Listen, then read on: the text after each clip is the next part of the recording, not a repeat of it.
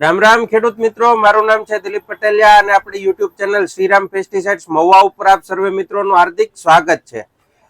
તો ખેડૂત મિત્રો, આજે આપણે વાત કરવાની છે કે ડિસેમ્બર મહિનાની અંદર આપણે કઈ કઈ મોલાતનું વાવેતર કરી શકીએ, જેની અંદર ધાન્ય પાક પણ આવી જાય, કઠોળ પાક પણ આવી જાય અને શાકભાજી પણ આવી જાય।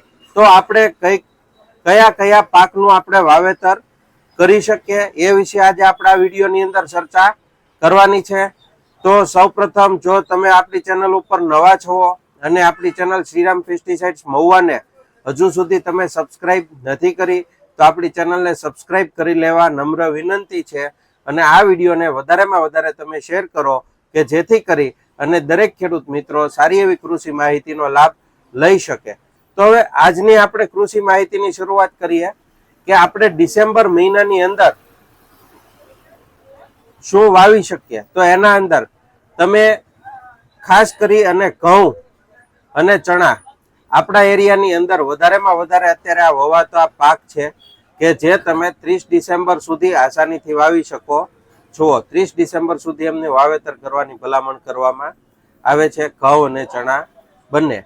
હવે પછીની આપણે વાત કરીએ તો એના અંદર તમે જીરું, ધાણા, વટાણા, ઈસબગુલ અને મેથી આવા જે પાકો છે એ તમે 15 ડિસેમ્બર સુધી એનું વાવેતર કરી શકો છો અને અત્યારનો એનો વાવેતર કરવા માટે સારો એવો સમયગાળો પણ છે। પછી હવે આપણે વાત કરીએ કે આ સમયની અંદર આપણે સારામાં સારા શાકભાજી જે અત્યારે વાવવાનો છે એનો પરફેક્ટ ટાઈમ છે એ કયા શાકભાજી છે કે આ ટાઈમે આપણે શાકભાજીની ખેતી કરીએ કે જેની અંદર આપણને સારામાં સારું ઉત્પાદન મળી શકે। તો એના અંદર તમે વાવી શકો છો ફુલાવર, પછી બ્રોકલી, કોબી, મૂળા, ગાજર, ધાણી અને લસણ અને ડુંગળીનું તમે ખાસ વાવેતર કરી શકો છો ડિસેમ્બર મહિનાની અંદર અત્યારે, કારણ કે ઠંડીનો સારામાં સારો રાઉન્ડ શરૂ છે। એના અંદર આ બધી જ જે પાક છે એ સારામાં સારો ગ્રોથ લેતા હોય છે, એટલે આ સમયે આનું વાવેતર કરવાની ખાસ ભલામણ તમને કરવામાં આવે છે।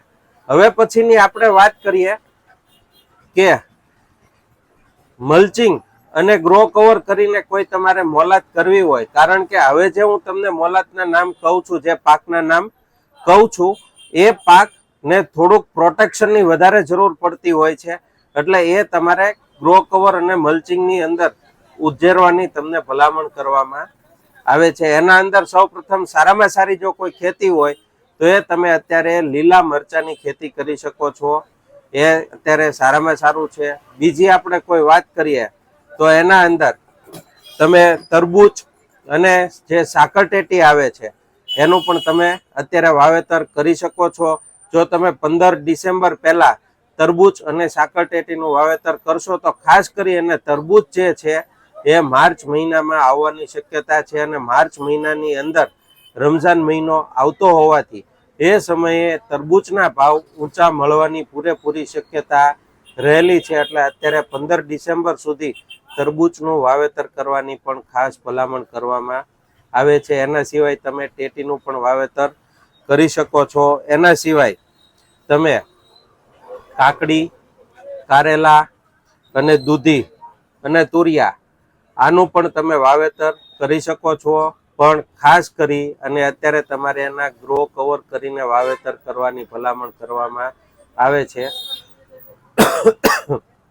એનું કારણ છે કે ઠંડીનો થોડો રાઉન્ડ છે, એના હિસાબથી થોડું જર્મિનેશન અને થોડો ગ્રોથની અંદર તકલીફ થઈ શકે। જો ગ્રો કવર કરેલું હશે તો એ તકલીફ મહદઅંશે આપણે બચાવી શકશું ક્રોપને અને સારામાં સારું આપણે એનું ઉત્પાદન મેળવી શકવાની પૂરેપૂરી આશા છે। અને બીજી વાત કરીએ કે આ જે મેં તમને અત્યારે પાક જણાવ્યા છે આનું તમે ડિસેમ્બરની અંદર વાવેતર કરશો તો એના અંદર તમને ભાવ મળવાની વધારેમાં વધારે સંભાવના રહેલી છે કે જેથી કરીને તમારો જ્યારે આ મોલ માર્કેટની અંદર પાક તૈયાર થઈને જ્યારે આવતો હોય એ સમયે તમને વધારેમાં વધારે માર્કેટ રેટ મળવાની પણ પૂરેપૂરી સંભાવના રહેલી છે, કારણ કે આ બધા ઘણા પાક એવા છે કે જે ઓપન ફિલ્ડની અંદર કરવા અશક્ય છે અથવા ખૂબ જ મુશ્કેલ છે, તો આવા સમયની અંદર